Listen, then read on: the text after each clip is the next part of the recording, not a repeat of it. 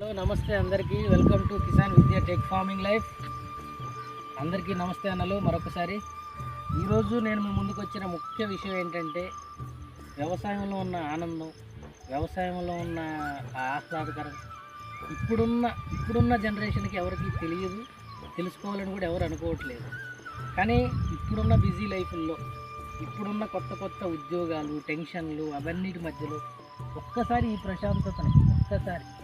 ఈ ప్రశాంతత మళ్ళీ మీకు ఇంకెక్కడన్నా దొరుకుతుందేమో ఒకసారి ట్రై చేసి చూడండి. ఎప్పటికైనా సరే రైతే రాజు అని అంటాం కదా, ఆ రైతు ఎప్పటికీ రాజే. ఎందుకో చెప్పనా, లక్షలు సంపాదిస్తున్నా నిద్ర పట్టని రోజులు చాలామందికి ఉన్నాయి. ఈ రోజున ఒక రైతు దగ్గరికి వెళ్ళి కూర్చోండి, కాసేపు తనతో మాట్లాడండి.